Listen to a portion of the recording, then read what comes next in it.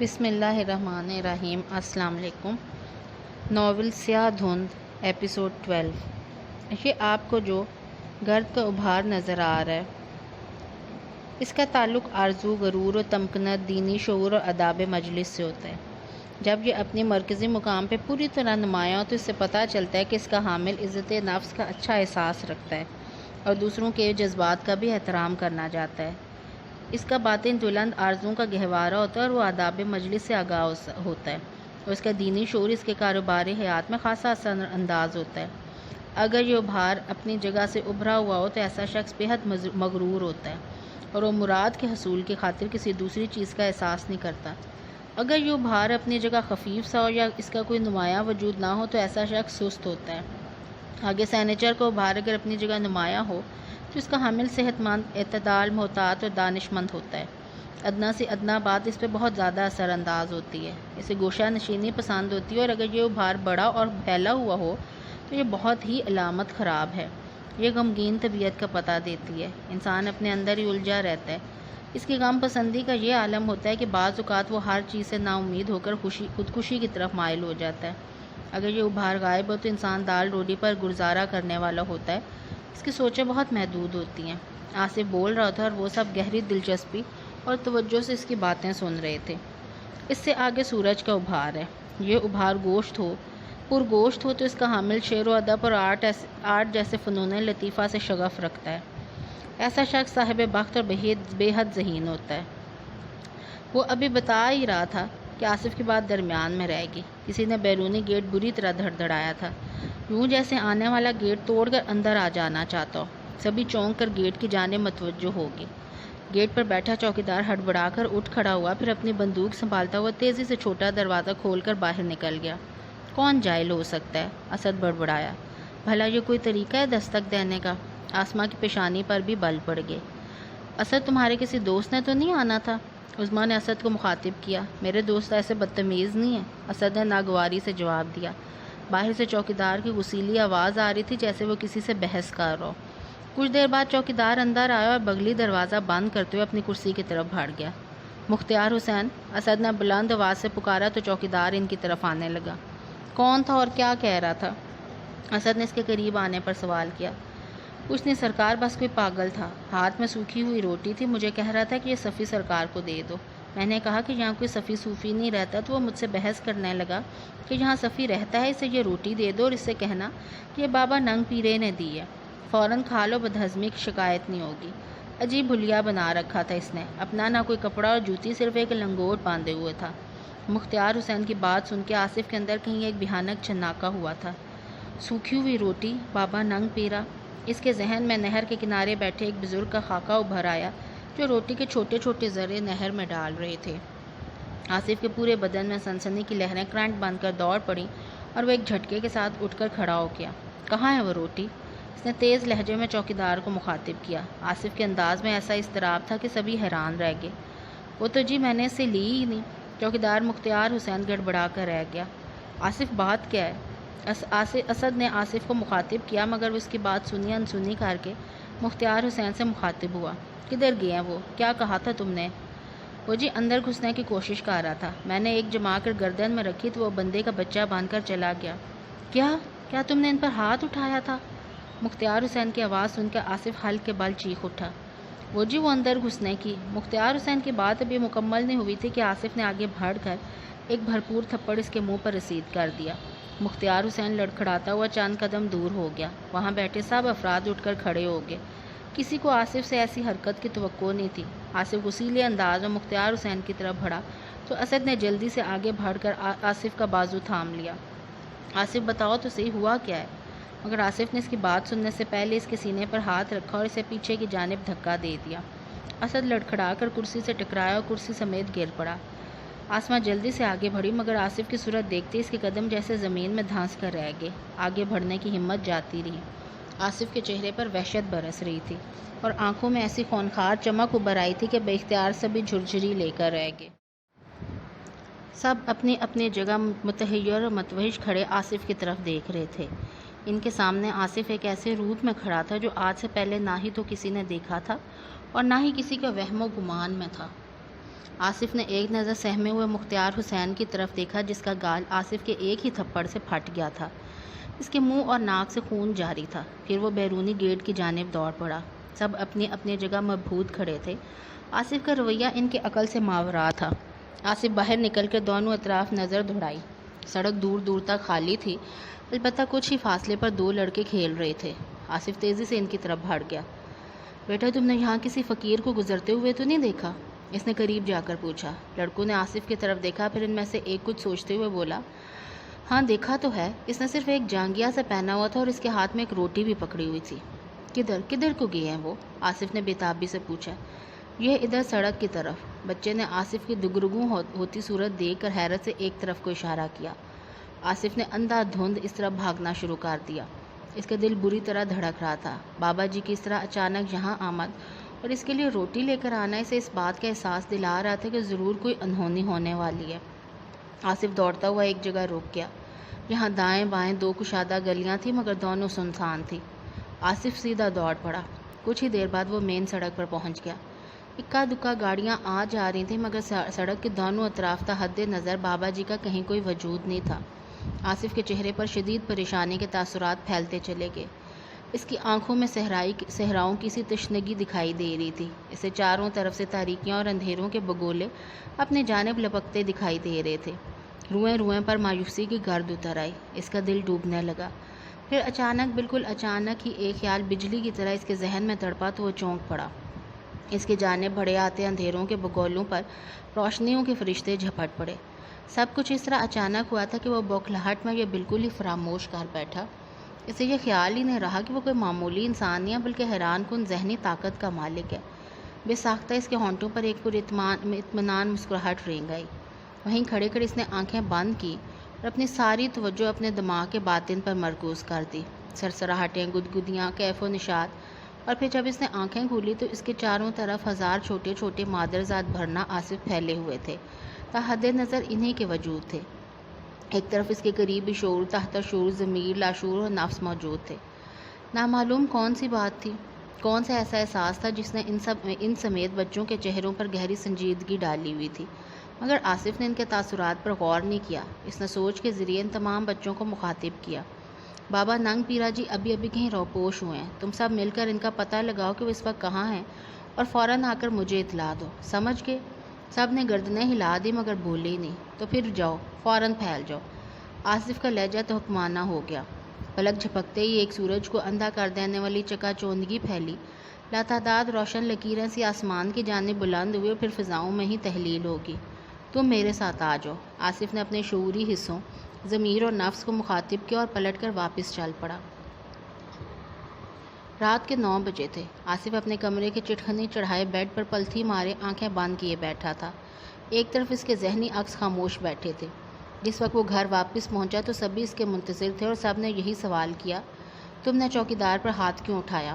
آصف نے سب کے جواب میں اپنے تایا کو مخاطب کرتے ہوئے صرف اتنا کہا، تایا مختار نے بابا ننگ پیرے پر ہاتھ اٹھایا تھا۔ بابا ننگ پیرا کون ہے؟ سید ظہیر علی نے حیرت سے کہا۔ یہ آپ تایا جان سے پوچھ لیں، میں اپنے کمرے میں جا رہا ہوں، میری طبیعت کچھ ٹھیک نہیں، سونا چاہوں گا، مجھے کوئی اٹھائے ہی نہیں۔ اتنا کہہ کر آصف اپنے کمرے میں آ گیا۔ تب سے اب تک یوں ہی دھیان جمائے ہوئے بیٹھا تھا۔ پردہ تصور گویا کائنات پر محیط تھا۔ ذہنی وسعت تھی کہ کرۂ ارض پر پھیلی ہوئی تھی۔ ہزاروں منظر روشن تھے، پہاڑ، آبشاریں، ندیاں، سب کچھ، مگر بابا ننگ پیرے کا کہیں کچھ پتہ نہیں تھا۔ نہ جانے وہ ہواؤں میں تحلیل ہو گئے تھے یا پاتالوں میں روپوش کے مسلسل 5 گھنٹے سے اس کی دماغی لہریں انہیں کھوجتی پھر رہی تھی مگر ناکام تھی۔ اچانک کچھ روشن منظر دھندلاہٹ کا شکار ہوئے اور پھر یک بیک بجھ گئے۔ آصف نے آہستہ آہستہ سے آنکھیں کھول دیں۔ اس کے سفید ڈھیلوں پر سرخی کا ایک مہین سا غلاف چڑھا ہوا تھا اور آنکھوں کے پپوٹے قدرے سوجے ہوئے تھے۔ چند بہرنا بچے چہرے پر مایوسی کی گرد لیے اس کے سامنے فرش پر خاموش کھڑے تھے۔ چند لمحے کمرے میں گاڑی خاموشی جمی رہی، پھر آصف کے لبوں کو جنبش ہوئی۔ کامیابی سے پہلے واپس کیوں لوٹ آئے ہو؟ کیا زیادہ تھکان ہوگی ہے؟ اس کی آواز گھمبیرتا لیے ہوئے تھی۔ کامیابی ممکن نہیں ہے جناب، ان میں سے ایک نے سنجیدہ لہجے میں جواب دیا۔ کیوں ممکن نہیں ہے؟ اس کے لب و لہجے میں سمندر کا ایسا ٹھہراؤ تھا۔ بابا جی کوئی معمولی ہستی نہیں ہے، وہ یہاں سے خفا ہو کر گئے اور اسی خفگی میں انہوں نے خود کو پوشیدہ کر لیا اور ان کے مقابل ہم کیا اور ہماری بساط کیا جو ہم ان کا سراغ پا جائیں۔ اس بچے کی بات سن کے آصف کچھ دیر خاموش ہو رہا، پھر اس نے آنکھیں بند کی اور اپنے دماغ کی لہروں کو واپسی کا حکم دینے لگا۔ تصور کے پردے پر روشن مناظر ایک ایک کر کے بجھتے چلے گئے اور چند ہی لمحات بعد اس کے تصور کی اسکرین بالکل تاریک ہوگی۔ آصف نے ایک بار پھر آنکھیں کھول دیں۔ وہ چند بچے بدستور اپنی جگہ خاموش کھڑے تھے۔ کہو تم کیا کہنا چاہتے ہو؟ آصف نے ان کو مخاطب کیا تو وہی بچہ بولا جو پہلے بول رہا تھا۔ جناب، ہم آپ کو ایک نادیدہ خطرے سے آگاہ کرنا چاہتے ہیں۔ کوئی ماورائی طاقت آپ کے گرد ہی موجود ہے جو دھیرے دھیرے آپ کی طرف ایک شیطانی جال بننے میں مصروف ہے۔ ہم نے اسے اپنے حصار میں لانے کی ہر ممکن کوشش کر دیکھی مگر وہ پراسرار قوت ہمارے بس سے باہر ہے۔ آج کا واقعہ بھی اس کی ایک شیطانی حرکت ہے۔ بابا جی جب آئے تھے اس نے مختار حسین کو اس حد تک پہنچا دیا تھا کہ اس نے بابا جی پر ہاتھ اٹھایا اور بابا جی خفا ہو کر چلے گئے۔ یعنی آپ کی پشت پناہی کرنے والی ایک بہت بڑی روحانی طاقت آپ کی پشت سے ہٹ کی۔ وہ شیطانی قوت آپ کو کمزور اور کھوکھلا کیے جا رہی ہے۔ بڑی عیاری اور مکاری کے ساتھ وہ خبیث دیمک آپ کی طاقت کو چاٹ رہی ہے۔ یوں سمجھ لیں کہ ایک دو دھاری تلوار باریک اور کمزور سے دھاگے کے ساتھ بندھی مسلسل آپ کے سر پہ جھول رہی ہے اور کسی بھی لمحے وہ کمزور دھاگا ٹوٹ سکتا ہے۔ پہلی بار آصف کی آنکھوں میں الجھن اور پیشانی پر پریشانی کی شکنیں نمودار ہوئیں۔ اس قوت کے متعلق کچھ مزید بتاؤ، آصف نے چند لمحے کے لیے توقف کے بعد کہا۔ مزید کچھ نہیں کہا جا سکتا جناب، جتنا ہمیں ادراک ہوا وہ ہم نے آپ کو بتا دیا۔ آصف کی الجھن اور پریشانی زیادہ ہوگی، وہ کسی گہری سوچ میں گم ہو گیا۔ بچے اور اس کے ذہنی عکس اپنی اپنی جگہ سنجیدہ خاموشیوں کے غلافوں میں سمٹے بیٹھے تھے۔ کتنی دیر یوں ہی گزر گئی۔ آخر کو آصف نے نظریں اٹھائی اور ان سب سے بولا، ٹھیک ہے تم سب اپنا اپنا مقام سنبھالو، مجھے مکمل تنہائی کی ضرورت ہے۔ اس کے بعد مکمل ہوتے ہی پورے کمرے میں روشنی کی لہریں سی لہرا گئی۔ اگلے ہی لمحے وہ کمرے میں بالکل تنہا تھے۔ دیوار گیر گھڑی رات کے 10:30 بجا آ رہی تھی اور ہر طرف ایسا گہرا سناٹا تھا جیسے رات اپنی آخری دور سے گزر رہی ہو۔ آصف کتنی دیر تو بیڈ پر بیٹھا رہا اور الجھتا رہا، آخر تنگ آ کر کمرے میں ٹہلنے لگا۔ وہ بابا جی کے الفاظ پہ غور کر رہا تھا جو انہوں نے مختار حسین سے کہے تھے، یہ روٹی صفی کو دے دو، اسے کہنا یہ بابا ننگ پیرے نے دی ہے، فوراً کھا لو، بدہضمی کی شکایت نہیں ہوگی۔ بدہضمی سے بابا جی کا اشارہ کس طرف تھا؟ یہ بات اس کی سمجھ میں نہیں آ رہی تھی۔ پھر وہ اس شیطانی قوت کی طرف سے بھی تشویش میں مبتلا ہو گیا تھا جس کی ارد گرد موجودگی سے آگے حالات مزید خراب ہو جانے کا امکان موجود تھا۔ انتہائی زیادہ محتاط رہنے کی ضرورت تھی۔ آصف ٹہلتا رہا اور احتیاطی تدابیر کے متعلق سوچتا رہا۔ اسی کیفیت میں غلطاں و پیچاں وہ کبھی تو بیڈ پر بیٹھ جاتا اور کبھی اٹھ کے کمرے میں ٹہلنے لگتا۔ رات نصف سے زیادہ گزر چکی تھی کہ اس کے دماغ میں کچھ سرسراہٹ بیدار ہوئی تو وہ چونک پڑا۔ روشنی کا ایک جھماکا سا ہوا۔ آئندہ لمحے اس کے سامنے سیاہ لبادے میں ملفوف اس کا نفس کھڑا تھا۔ آصف استفہامیہ نظروں سے اس کی طرف دیکھنے لگا۔ صفی سرکار، آپ ذہنی طور پہ الجھن اور پریشانی کا شکار تھے، اس لیے میں نے سوچا آپ کے ساتھ کچھ گپ شپ کی جائے تاکہ آپ کی پریشانی بھول جائے۔ نفس کا لہجہ مٹھاس میں گھلا ہوا تھا۔ میری پریشانی کا حل گپ شپ میں نہیں ہے۔ میں جانتا ہوں سرکار، مگر آپ یہ بھی تو سوچیں نا کہ پریشانی میں مسئلے کا حل نہیں نکلا کرتا، بلکہ اگر انسان ذہنی طور پر پریشان ہو تو مسئلے کی قامت 2 گنا بڑی معلوم ہونے لگتی ہے۔ اس وقت آپ کو ذہنی سکون کی ضرورت ہے تاکہ آپ پریشانی سے مبرا ہو کر اس مسئلے کے متعلق سوچیں اور یقیناً آپ ایک بہتر حل نکالنے میں کامیاب ہو جائیں گے۔ آصف نے ایک گہری سانس لی۔ بات دل میں اترنے والی تھی۔ نفس کے اس مشورے پر وہ مسکرا دیا۔ بات تو تم نے واقعی بہت پیاری کی ہے، مگر جب دل اور دماغ پر پریشانی تسلط جمائے ہوئے ہو، ایسے میں انسان بلا پرسکون اور مطمئن کیسے رہ سکتا ہے؟ آصف ایک صوفے پر بیٹھ گیا اور نفس بیڈ پر۔ بڑا آسان سے طریقہ ہے سرکار، آپ پریشان کن سوچوں پر توجہ ہی نہ دیں، اچھا سوچیں، اچھے منظر تراشیں، تصور میں اس منظر کو ایک خوبصورت سے موسم سے مزین کریں، اپنے دوست احباب کے ساتھ خود کو اس منظر میں سمو لیں۔ نفس ٹھہرے انداز میں بول رہا تھا اور آصف ایک منظر میں اتر رہا تھا۔ گاؤں سے کچھ ہی دور وہ خود کو بابے بھلے سائیں کے ڈھیرے پر دیکھ رہا تھا، مگر ڈیرے کا نقشہ کچھ اور ہی تھا۔ ہر طرف سبز پوش پہاڑ بکھرے ہوئے تھے جن کی چوٹیاں سفید دھند کے دوپٹے اوڑھے ہوئی تھی۔ ایک طرف بابے کا مزار بنا ہوا تھا جہاں کچھ افراد موجود تھے۔ مزار کے ساتھ ہی ایک ندی بہہ رہی تھی جس کا پانی اس قدر شفاف تھا کہ سیماب کا گھماؤ ہوتا۔ ایک طرف بہت دوری سے پہاڑ سے ایک سیمابی آبشار گر رہی تھی اور آصف اسی سمت بڑھ رہا تھا۔ اس کے 3 دوست اس کے ساتھ تھے، کرمو کمہار، بشیر بٹ اور سرفراز گجر۔ نفس آہستہ آہستہ بول رہا تھا، دوستوں سے بہتر ہے کہ آپ اپنے رشتہ داروں کے ساتھ کا تصور کر لیں۔ منظر میں تبدیلی واقع ہوگی۔ دوستوں کی جگہ شاہد، زاہد، اسد اور افتخار نے لے لی۔ آصف کی نظریں دور خلاؤں میں دیکھ رہی تھیں۔ اس کے چہرے کے عضلات بالکل نرم پڑ گئے۔ ایک طرف بیٹھا نفس بڑی مکارانہ نظروں سے آصف کے چہرے کے تاثرات دیکھ رہا تھا۔ اگر اس وقت آصف اپنے نفس کی صورت دیکھ لیتا تو زندگی بھر اس کی سمتوں سماجتوں پر بھی کان نہ دھرتا۔ نفس بول رہا تھا اور آہستہ آہستہ آصف کے دماغ کو اپنی گرفت میں لے رہا تھا۔ رشتہ دار عزیزوں میں جو آپ کو بہت پیارا ہو، اس کا تصور کر لیں۔ منظر میں تبدیلی پیدا ہوئی۔ آصف کے سامنے ایک دھندلا سا ہیولا نمودار ہوا، مگر اس کے نئے نقش اس کا سراپا پہچان میں آنے والا نہیں تھا۔ کوئی بہت پیارا، جو کوئی ایسا جس سے دل کا رشتہ ہو۔ ہیولا فوراً واضح ہو گیا۔ اس کے سامنے مہنور کا سراپا تھا۔ وہ آصف کے سامنے کھڑی مسکرا رہی تھی۔ جب کوئی بہت اپنا، بہت پیارا ساتھ ہو تو پھر کسی اور سے ساتھ کی ضرورت نہیں۔ منظر میں فوراً تبدیلی واقع ہوئی۔ شاہد، زاہد، اسد اور افتخار فضا میں تحلیل ہو گئے۔ اب آصف اور مہنور کے سوا قرب جوار میں تیسرا کوئی نہیں تھا۔ بازو میں بازو ڈال کر، کندھے سے کندھا ملا کر آگے بڑھا۔ آصف کے چہرے پر تذبذب کے تاثرات ابھر آئے۔ اس کا نفس چوکنا ہو بیٹھا۔ اس کی خباثت بھری مکروہ آنکھیں آصف کے چہرے پر رینگ رہی تھیں۔ اگر یہ مناسب نہیں لگے تو کسی ایسی ہستی کو ہمراہ لے لیں جس کے سامنے کوئی ہچکچاہٹ محسوس نہ ہو۔ منظر میں پھر تبدیلی ہوئی۔ مہنور کا سراپا جھلملایا، لڑکھڑایا۔ آئندہ لمحے اس جگہ عظمیٰ کھڑی آصف کی جانب دیکھ کر بڑی کافرانہ انداز میں مسکرا رہی تھی۔ آصف کے چہرے پہ اطمینان پھیل گیا۔ نفس گویا ہوا، کمر میں ہاتھ ڈال لیں۔ عظمیٰ آصف کی سمت بڑھی۔ آصف بھی آگے بڑھا۔ اس نے اپنا دایاں بازو عمر کی کمر کے گرد لپیٹا۔ عظمیٰ نے بھی اس کی تقلید کی اور اپنا بایاں بازو آصف کی کمر کے گرد لپیٹ لیا۔ اب آپ محسوس کریں کہ آپ دونوں ایک دوسرے کے ساتھ لگے ہوئے ہیں۔ ہاں ہاں، آگے بڑھیں اور کسی گندے بدبودار گٹر میں ڈوب مریں۔ آواز بھاری اور کڑک تھی۔ جھیل میں کسی نے پتھر پھینکا۔ پانی جھلملایا اور لہریں تصور کے ریزے لیے مخالف سمتوں کو دوڑ پڑی۔ آصف نے ایک جھٹکے سے نفس کی طرف دیکھا۔ وہ چہرے پر معصومیت سمیٹے خاموش بیٹھا تھا۔ اس کے قریب ہی بے داغ سفید لبادہ اوڑھے ضمیر کھڑا نفس کو خونخوار نظروں سے دیکھ رہا تھا۔ جی اب کیوں خاموش ہو گئے؟ آگے کے نقشے بیان نہیں کریں گے؟ ضمیر کے لہجہ طنز میں ڈوبا ہوا تھا۔ نفس نے سر اٹھا کے اس کی طرف دیکھا۔ اب تم آ گئے ہو نا، لہٰذا اپنے صحیح غلط فلسفوں کے پٹاری کھول لو۔ مجھے اب بولنے کی ضرورت نہیں۔ نفس نے ترش لہجے میں کہا۔ میرے سامنے تمہاری بولتی بند جو ہو جاتی ہے؟ ضمیر نے کہکہا لگایا۔ بہت غرور کرتے ہو اپنے بولنے پر، فخر ہے خود پر۔ دامن پر تمہارا ہاتھ نہیں آنے دیا کبھی۔ اس میں تمہارا کوئی کمال نہیں۔ صفی سرکار کو دعائیں دو، مگر اتنا یاد رکھنا، غرور بڑی جلدی غلاظت میں لتھڑ جاتا ہے۔ تبھی تم سر سے پاؤں تک لتھڑے ہوئے ہو، ضمیر نے تمسخرانہ انداز میں کہا۔ ہاں بول لو، اڑا لو مذاق میرا۔ صرف ایک چھوٹے سے نقطے برابر داغ بھی جس دن تمہارے دامن پر آ گیا نا، اس دن میں دیکھوں گا تو کہ تم کس طرح میرے سامنے آنکھ اٹھا کر بات کرتے ہو۔ جا اپنی حسرتوں پر موت مات کے سو جا، وہ دن کبھی نہیں آئے گا۔ وہ تو میں تمہیں پھر پوچھوں گا۔ تم تو جب پوچھو گے نا تب پوچھو گے، اس وقت اگر خاموش نہیں ہوئے تو میں تمہاری کنڈی سینک دوں گا۔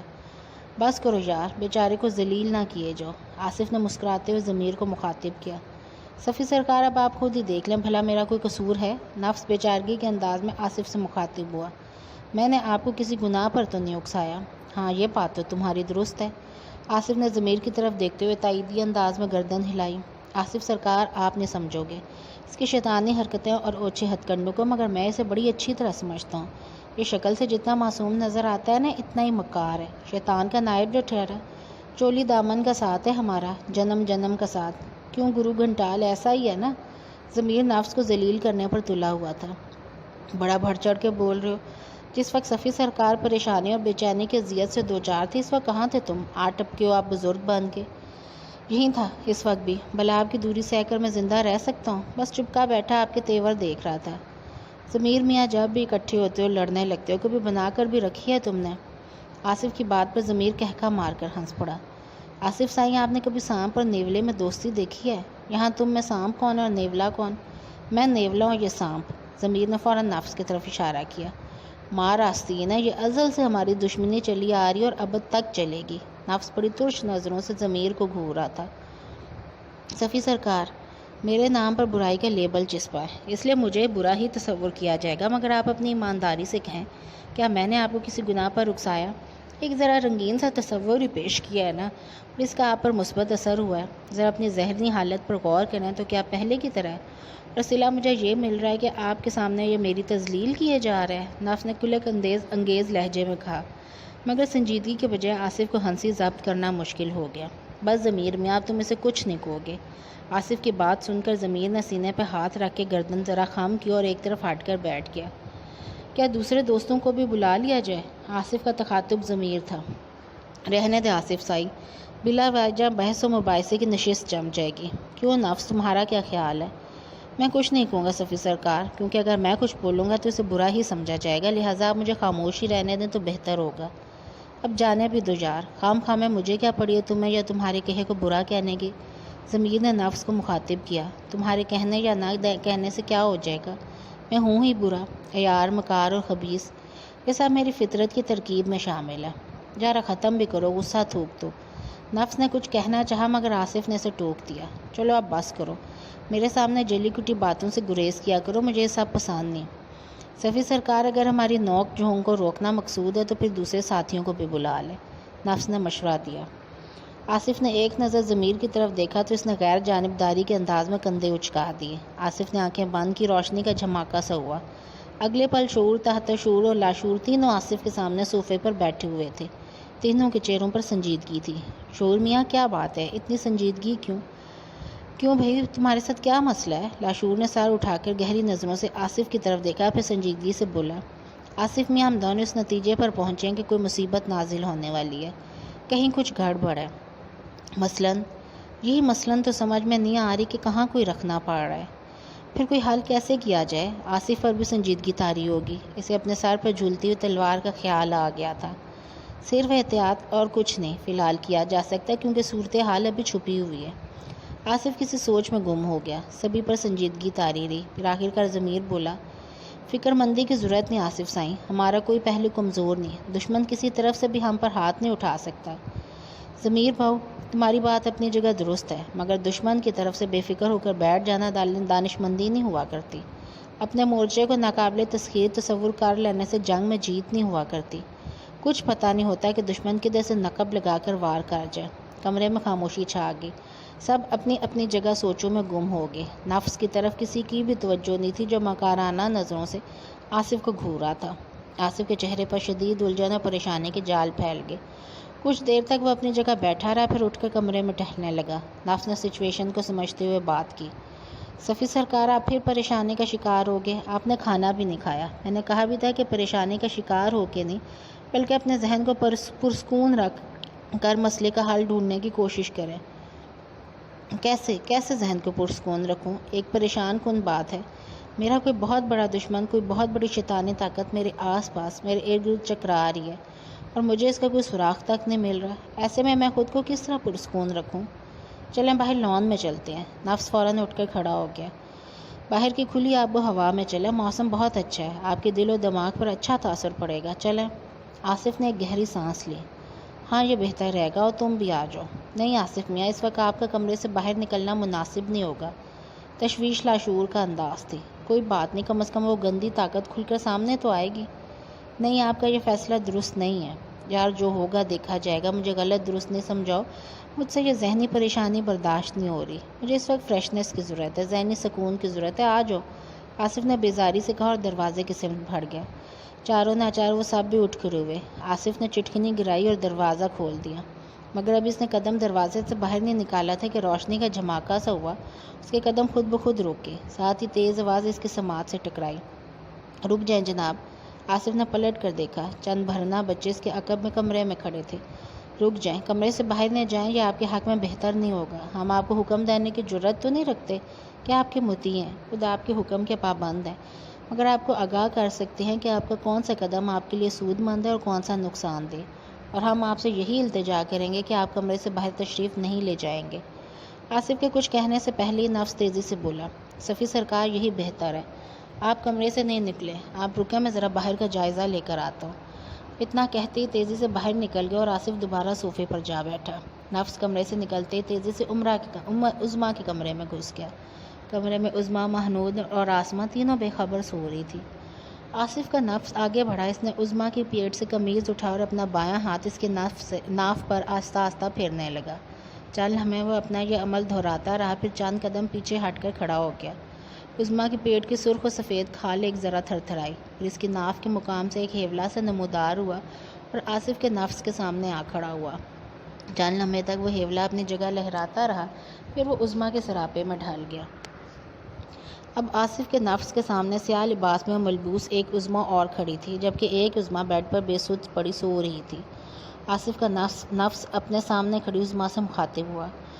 عظمیٰ، آصف بہت شاطر و عیار ہے، میرے چکر میں نہیں آتا۔ وہ اور اس کا ضمیر بھی بہت خبیث ہے، وہ جاگ رہا ہے۔ اب یہ تمہارا کام ہے کہ تم اسے کس حد تک آصف کے قریب جانے پر مجبور کرتی ہو۔ اس نے بے خبر سوئی عظمیٰ کی طرف اشارہ کیا۔ اسے یقین دلانا تمہارا کام ہے کہ آصف اس کے قرب کے لیے تڑپ رہا ہے۔ عورت کا قرب ایسا ہے کہ بڑے بڑے ولی بھی عورت کے شکار ہو کر بھٹکے ہیں۔ ایک بار عورت کا لمس مرد کو مل جائے، بڑے سے بڑا شہزور بھی پگھل جاتا ہے، اور یہی تمہیں کرنا ہے۔ اس کے سامنے کھڑی سیاہ پوش عظمیٰ نے مسکراتے ہوئے اسے مخاطب کیا۔ تم فکر کرو، بے فکر رہو۔ ایک تو یہ لڑکی ہے، دوسرا یہ آصف پر جان دیتی ہے۔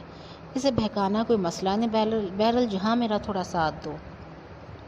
ہاں، میں موجود ہوں۔ آصف کا نفس ایک قدم آگے بڑھا تو عظمیٰ کے نفس نے اس کا ہاتھ تھام لیا۔ دونوں کے وجود لہرائے، دھندلے ہیولے میں بدلے، پھر عظمیٰ کی ناف میں سرایت کر گئے۔ عظمیٰ بے خواب نیند سوئی ہوئی تھی کہ اچانک اس کے ذہن میں ایک خواب بیدار ہوا کہ وہ اپنے بستر پہ سوئی ہوئی ہے۔ اچانک اس کی آنکھ کھلتی ہے اور وہ آصف کو اپنے کمرے میں دیکھتی ہے کہ وہ ایک طرف کھڑا مسکرا رہا ہے۔ پھر وہ مسکراتے ہوئے اس کی طرف بڑھتا ہے تو وہ جلدی سے اٹھ بیٹھتی ہے۔ آصف اس کے قریب آ کر بیٹھ جاتا ہے اور اسے اپنے بازوؤں کے حصار میں لے کر کہتا ہے، بہت گہری نیند سوئی تھی میری جان۔ آصف کے لمس کا جادو ایک نشے کی صورت اس کے پورے وجود میں پھیل جاتا ہے اور وہ بے اختیار ہو کر آصف کے سینے سے لگ جاتی ہے۔ نہیں، میں سو کہاں رہی تھی آصف، بس آنکھیں بند کیے تمہارا ہی تصور کیے لیٹی تھی۔ تو تصور میں دیکھنے کی کیا ضرورت ہے؟ کیا سامنے روبرو آ کر دیکھنے کی ہمت نہیں تم میں؟ میں بھی تو تمہاری یاد میں جاگ رہا ہوں، نیندیں حرام ہو چکی ہیں میری۔ اگر تم کچھ دیر کو میرے پاس آ جاؤ تو شاید بے خوابی کی اذیت سے مجھے نجات مل جائے، میں سکون سے سو سکوں۔ اچانک خواب بکھر کے رہ گیا۔ عظمیٰ کی آنکھیں کھل گئی اور وہ اپنے بستر پہ دراز تھی۔ اس کے ساتھ مانور سو رہی تھی اور دوسرے بیڈ پر آسماں بے سود پڑی تھی۔ ٹھیک اسی وقت آصف کا نفس اس کے ناف سے خارج ہوا تو عظمیٰ کو فوراً احساس ہوا کہ اس کے پیٹ سے قمیض ہٹی ہوئی ہے۔ وہ اٹھ کر بیٹھ گئی اور آصف کا نفس کمرے سے باہر نکل گیا۔ دروازہ بند تھا مگر یہ کوئی رکاوٹ نہیں تھی۔ عظمیٰ کا وجود اینٹھن کا شکار ہو رہا تھا، بدن میں ایک کیف آور تناؤ سا تھا۔ اس نے چند لمحے پہلے خود کو آصف کے مضبوط بازوؤں میں دیکھا تھا۔ خواب اتنا واضح تھا کہ اسے ابھی تک آصف کے بازو اپنے جسم کے گرد لپٹے ہوئے محسوس ہو رہے تھے۔ ایک ہلاوت آمیز لذت کی لہر اس کے رگ رگ میں دوڑ رہی تھی۔ مجھے اٹھ کے آصف کے کمرے میں جانا چاہیے۔ اس کے ذہن میں خیال پیدا ہوا مگر اس خیال کے محرک کو وہ سمجھ نہ پائی۔ رات کے آخری پہر بلا میں جا کر کیا کروں؟ وہ تو بے خبر سو رہا ہوگا۔ نہیں، وہ جاگ رہا ہوگا، میرے خیالوں میں گم مجھے سوچ رہا ہوگا۔ نہیں، وہ سو رہا ہوگا۔ نہیں، وہ جاگ رہا ہوگا۔ سب گھر والے گہری نیند سو رہے ہیں مگر وہ جاگ رہا ہے، میری یاد میں جاگ رہا ہے۔ پھر اٹھ کر دیکھ لینے میں کیا حرج ہے، ساتھ ہی تو کمرہ ہے اس کا۔ اگر سویا ہوا تو واپس آ کر سو جاؤں گی اور اگر جاگ رہا ہوا تو کچھ دیر بیٹھ کر باتیں کریں گے، آمنے سامنے روبرو، کندھے سے کندھا ملا کر۔ اور پھر اس نے کہا بھی تو تھا کہ وہ اپنی ہتھیلیوں میں میرا چہرہ تھام کر دیکھنا چاہتا ہے، میری گود میں سر رکھ کر سونا چاہتا ہے، اور پھر میرا سارا جسم بھی تو آگ میں جل رہا ہے۔ وہ سب باتیں اس نے مذاق میں کی تھی۔ اس کی مزمحل سی سوچ ناصب بنے۔ نہیں، یہ سب میرا وہم ہے، مجھے اٹھ کر جانا چاہیے۔ پھر بہکی سوچ ذہن میں ابھری۔ عظمیٰ نے ایک نظر بے خبر سوئی ماہنور اور آسماں پر ڈالی اور پھر آہستہ سے بیڈ سے نیچے اتر گئی۔ وہ بہکاوے میں آ گئی تھی۔ اس کا ذہن اس کا نہیں رہا تھا، اس کے ذہن پر اس کا نفس اپنا تسلط جما چکا تھا۔ آصف صوفے پر خاموش بیٹھا تھا۔ اس کا ذہن بری طرح الجھ رہا تھا۔ اس کی اس کیفیت کو دور کرنے کے لیے اس کے ذہنی افعالوں کے سوالیہ نظروں سے ایک دوسرے کی صورتیں دیکھ رہے تھے۔ کچھ ہی دیر بعد نفس واپس آ گیا۔ اس کے چہرے کے ازلی کمینے پن کی جگہ معصومیت اور بھول پن کا پھیلا ہوا تھا۔ صفی سرکار، موسم کافی ابر آلود ہے، آپ کمرے میں ہی رہیں تو زیادہ مناسب ہے۔ آ گیا خبیث محکمہ موسمیات والوں سے مل کر۔ ضمیر زیر لب بڑبڑایا مگر اس کی یہ بڑبڑاہٹ اس قدر واضح تھی، نفس نے کھا جانے والی نظروں سے ضمیر کو گھورا۔ ہاں، تمہارے رشتہ دار لگتے ہیں نا محکمہ موسمیات والے، اس لیے تم جیلس ہو رہے ہو۔ میرے کسی رشتہ دار سے ملنے کی کبھی بھول کے بھی کوشش مت کرنا، بدبودار چمڑے کی جوتی سے پٹائی کریں گے۔ آصف کا ذہن ان کے نوک جھونک کی طرف لگ گیا۔ کیوں، کیا موچیوں کے خاندان سے تعلق ہے تمہارا؟ نہیں، مرداروں کی کھال اتارنے والوں سے، اور اب عنقریب تمہارا نمبر لگنے والا ہے۔ پھر تمہاری کھال میں بھس بھروا کر تمہاری کھال محفوظ کر لیں گے۔ میری کھال نے کہو کہ بھس محفوظ کر لیں گے اور پھر روز اس بھس کا ناشتہ کیا کریں گے۔ بے ساختہ آصف کے ہونٹوں پر مسکراہٹ رینگ آئی۔ بھس بچے گی تو ہم ناشتہ کریں گے نا۔